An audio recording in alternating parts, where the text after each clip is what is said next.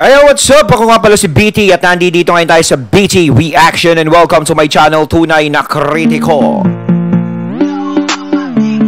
At meron tayong panonooring video ngayon. Ito po ay nagbula kay News Files. Sa mga hindi pa po nakakabisita sa channel ni News Files, bisita na po kayo mga katunay. At kung hindi pa kayo nakakapag-subscribe, subscribe na din po kayo mga katunay kay News Files. At syempre, huwag nyo rin po sana kalimutan na mag-subscribe dito sa channel ko sa Tunay na Kritiko sa mga hindi pa nakakapag-subscribe and click the notification bell para maging updated po kayo sa mga reaction videos na aking ilalabas. At huwag na natin pagtagalin at sabay-sabay na nating panoorin ang laman ng video na hatid sa atin ni News Files at bibigyan natin ng reaksyon.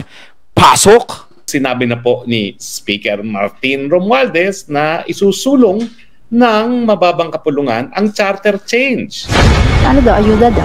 Ano, pera. Pagkakaalam ko, 3,000 eh. Napakaliwanag nung offer at kinokondena ko talaga yung nag-aalok nito dahil hindi binibenta ang ating konstitusyon. Hindi siya for sale.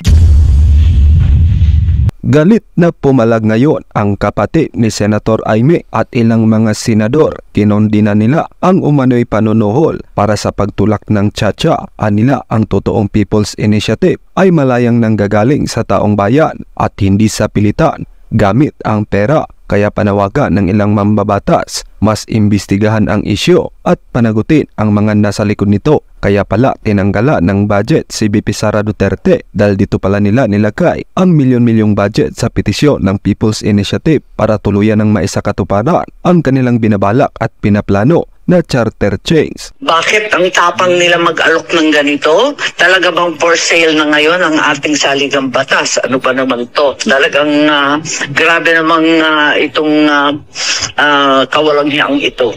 25,000 pirma hanggang weekend. Iyan umano ang direktiba sa ilang syudad kapalit ng 20 milyong pesos na ayuda mula sa gobyerno. Ayon kay Senator Aimee Marcos, batay sa kanyang impormasyon, sinasabing inalok ang ilang mga distrito sa iba't ibang rehiyon ng pondo para sa ilang programa ng gobyerno kapag nakakuha ng sapat na pirma para sa People's Initiative na layong amyendahan ang saligang batas. Nang matanong kung sino ang posibleng nasa likod nito, sagot ng presidential sister: Hindi ko alam. I clearly somebody na may talagang hawak dyan sa budget, ano? Kinundi na naman ng kapatid ng Pangulo na ang aligasyon ng pagbili ng pirma para sa petisyon ng People's Initiative hindi raw for sale ang konstitusyon. Bukod sa bayaran ng boto, meron din daw impormasyon may mga nangako umano sa mga LGU na i-distribute ang ayuda kung susuportahan ng petisyon ng magkasamang pagboto ng Senado at Kamara. Ayon naman kay Senate Minority Leader Aquilino Coco Pimentel, kung mapatutunayang pera ng gobyerno ang ginamit para rito, maaaring kasuhan ng paglabag sa Anti-Graft and Corrupt Practices Act ang nasa likod ng panunuhol at ano paman ang pinagmulan ng salapi. Giit ng senador, hindi ito tunay na People's Initiative dahil pera at hindi taong bayan ang nagtulak sa petisyon at hindi ito kinikilala ng konstitusyon. Para ayun! Natawa tayo. Napakahirap talaga niyan na kumbaga kung pera man ang nagpapatakbo sa ganyan. Yung sinabi ko nga is napakahirap kung hindi mismo sa puso at isip mo nang gagaling yung pagsang-ayon mo dun sa pirma. Yung pirma mo. 'Di ba kasi nakasalalay diyan ang kinabukasan nating lahat sa gagawin mong pirma. Ngayon kung diyan na kapalit ng pirma may pagkakaroon ka ng pera, diba? Alam naman natin ngayon, sa sobrang hirap ng buhay, hindi din natin masisisi yung mga kababayan din natin kung meron mang pipirma dyan. No? Minsan kasi sugalan na yung ginagawa. Diba? Parang ano to, no? Parang nagkakonekta. No? Talagang, hindi kaya parang inano yung bilihin talagang ganyan. Tapos para, kapusin, para mag-isip kayo na tanggapin ito. Parang gano'n. Lawak ko din no? Magaganon siyempre sa pamumuhay natin na nangyayari ngayon is napakahirap kumita ng pera at napakamahal ng bilihin. So, para sa akin, kahit na gano'n is pagtitiisan ko na lang. No? Kung merong hindi magandang maidudulot yung isinisulong nila na alam kong yung pirma ko, 'di ba? Isa doon ang pirma ko na makadadagdag sa para maisulong nila yon is wag na lang ako pipirma kung hindi maganda talaga yung nagiging feedback. Kasi dito nakikita natin, nadidinig natin, no, na sinasabi sa Senado na hindi maganda ang mangyayari, ganyan. Kumbaga, tumututol sila. Pangit sang ayunan, yung isa na isinusulong mo, pero ang daming tumututol. So, kapag may tumututol dyan, ang ibig sabihin nun is hindi magiging maganda ang resulta. Pero kung walang tumututol dyan at mismong mga tao ang nagtutulak o nagsusulong niyan, is maganda. Diba? Kasi alam natin, walang tumututol dito. Parang maganda siguro kalalabasan nito. Pero kung ganyan man na mayroong daw mga ganyang bayaran na nangyayari, is, nako, mahirap yan mga katunay. No? Isip-isip muna pag may time.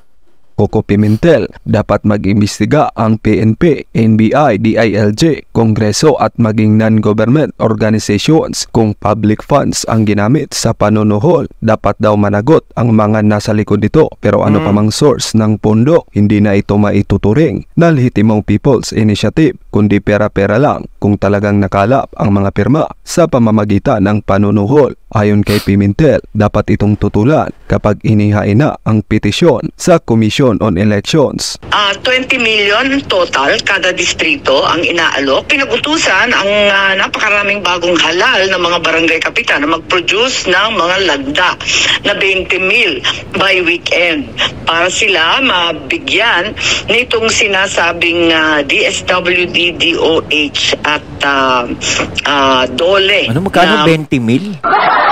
Pipirma ka?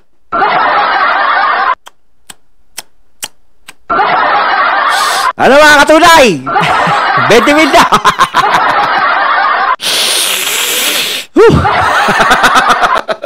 20 mil o pirma? Ano pala, 20 mil na may pirma o prinsipyo? Ayun. Mga katunay, ang hirap niyan, ang hirap mamili kung gano'n. Mga goodies. Napakaliwanag nung offer at kinokondena ko talaga yung nag-aalok nito dahil hindi binibenta ang ating konstitusyon. Hindi siya for sale. Sana para kay Bostoyo na makikipagtawaran, no? 20 mil, pumirma ka. O, diba? Tapos makikipagtawaran naman yung Senado. Siyempre, kumukontra sila. 30 mil, huwag kang pumirma. No? Sana all, no? Ani Senator Amy, balitang-balita ito sa Ilocos and Eastern Visayas sa tanong kung sino ang nasa likod nito. We know that the power of the purse rests with Congress, so baka yung may access talaga at some semblance of suasion and control over the funds. Ang tanong ngayon, sino kaya ang nasa likod Sino? nito? May idea ba kayo? At ikaw bilang Pilipino, payag ba kayo na pumirma kapalit ang salapi o pera? Isulat ang inyong reaksyon at komento. Alam niyo ba kagabi, Yes, prime time, nanonood ako ng balita, abay may advertisement na para sa charter change. Oo nga. Oo nga, ano ba yan? may Sino commercial nagbayad yan? Dapat po alamin po yan ng MTRCB. So parang talagang kumpiyansa sila na maisusulong nila ang charter change of... Dahil hindi ko po alam kung yan ay pinapayagan, nagagastusan para sa charter change at hindi nagpapakilala kung sino ang nasa likod nito. Baka mamaya pera na naman ng taong bayan yan. Oo, magtatanong ako. Pera ba ng taong bayan yan? Dahil yan po, tanong din na isang kongresista. Bakit yung gagamitan ng pera ng taong bayan para isulong ang inyong gahaman sa kapangyarihan? Mahiya kayo. Terrible na ang ginagawa nyo. Sobra na. Mantakin mo, pati TV ad meron na ngayon. Akala nyo naman, mabibili ang utak ng Pilipino. Akala nyo, gago ang Pilipino. Hindi po, lalong magagalit ang mga Pilipino niyan dahil iniinsulto nyo ang kanilang katalinuhan. Saka nakakita na constitutional amendment para mawala ng boses ang Senado. Kaya nga nandyan po ang Senado dahil alam ng mga gumawa ng ating saligang batas, hindi lang ngayon, kundi yung mga panahon pa ng kopong-kopong doon sa Amerika kung saan natin ginaya ang sistema ng kanilang gobyerno na may dalawang kamara ang Kongreso. Alam nila na kapag lokal na mga opisyal, siyempre, ang interest nila, yung mga lokal na issue, gaya ng mga project sa kanilang distrito. Pero kinakailangan, magkaroon ng ilan na mayroong mas malawak na paningin na kinakailangan ang tingnan talaga ay pang-nasyonal na interes. At yan po ang Senado. Mantakin nyo ang charter change, kung paano lang mababago ang saligang batas. At dinamay pang presidente. Ng presidente o di naman daw kaya ang Speaker of the House, paano naman si Senate President? Bakit nyo binaliwala si Senate President?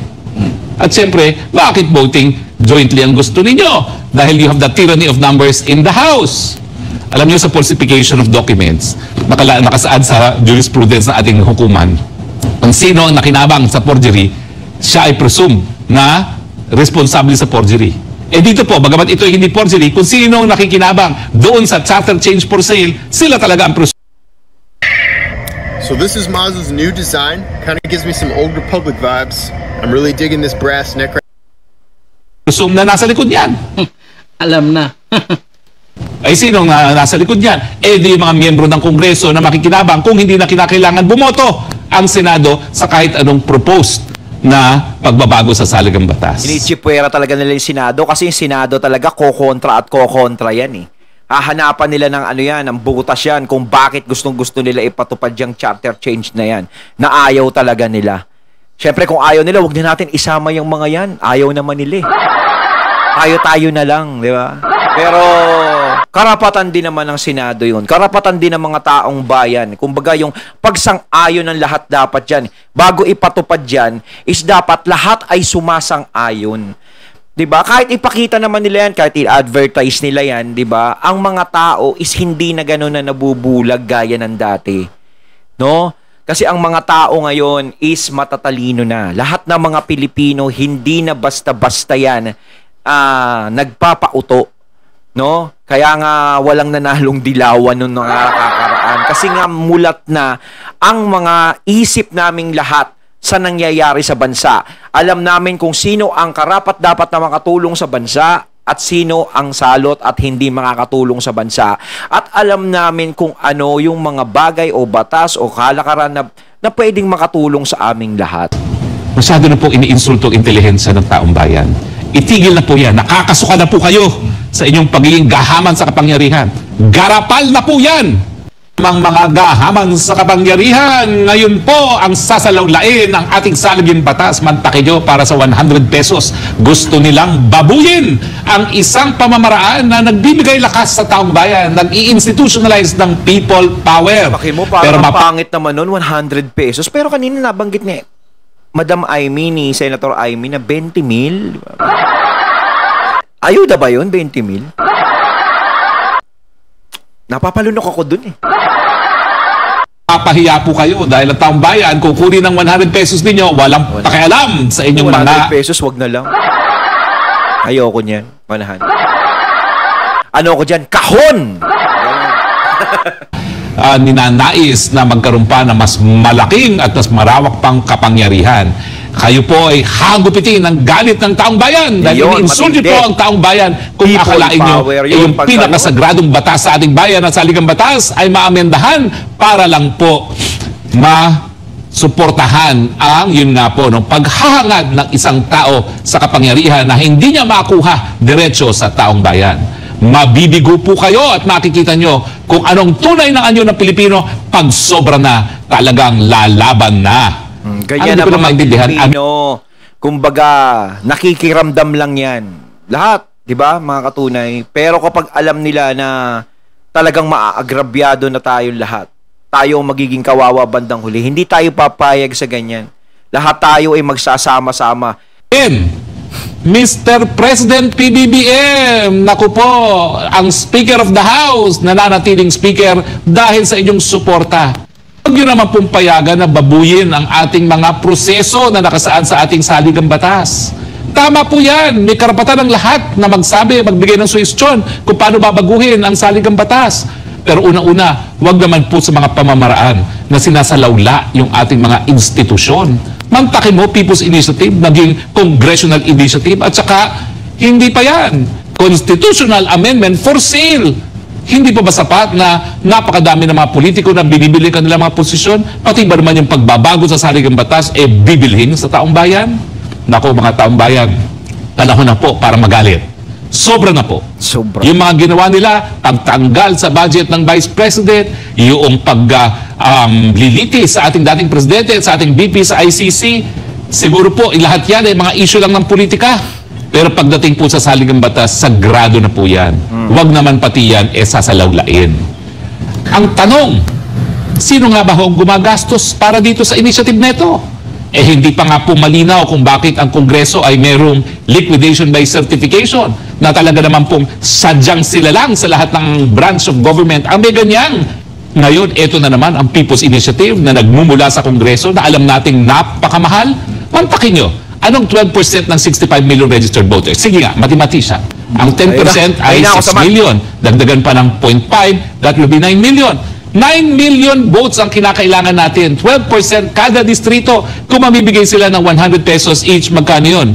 90 million na yun. Doon sa pamimigay lang na tag 100 pesos. 9 billion kung dadagdagan mo ng 2 zero kung ita-times mo ng 100. Ganun ba? 9 billion! O saan na naman galing po yung 9 billion? Fox, ano ba magiging epekto ng Chacha sa Pinas? Ano po ang advantage at disadvantage sa bansa natin ng Chacha? Ayan. Well, ako po, wala namang perpektong charter change. Wala namang perpektong saligang batas. Pero si Presidente Marcos na nagsabi, hindi niya kinakailangan ng charter change kumpara sa ekonomiya lang. In fact, masigla naman ang ekonomiya natin. Number 1 tayo sa Southeast Asia. Wala namang problema sa ating saligang batas. Ang sinasabi nila, yung mga economic provisions, dapat tanggalin daw yung mga maka-Pilipino. Una-una, bakit? Ay yung mga napakasiglang mga ekonomiya, gaya ng China, wala nga silang private ownership of land. Ganyan din sa Vietnam. Lahat sila, lease lang. Bakit sila umuunlad? So, hindi nakasalalay sa land ownership ang pag-unlad. Ayon, at ating natunghayan ng video na nagbula kay News Files. Ayan, syempre natunghayan din natin si Attorney Harry Roque. Ayan, no, sinabi naman ni PBBM, no, na ayaw niya ng charter change. Tutol siya dyan, no? Hindi na natin kailangan yan. Pero syempre, eto nga, para sa Congress, gusto nila isulong talaga.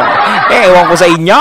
Ako, kapangyarihan naman, Mariosep naman. Taong bayan muna ang isipin bago ang sarili. Kaya nga tayo ay naglilingkod dyan para tayo ay makapaglingkod ng tapat sa lahat ng mga tao. Ganyan. Huwag mo kaya akong congressman. Joke. So once again, I'm BT and I'm out. Peace.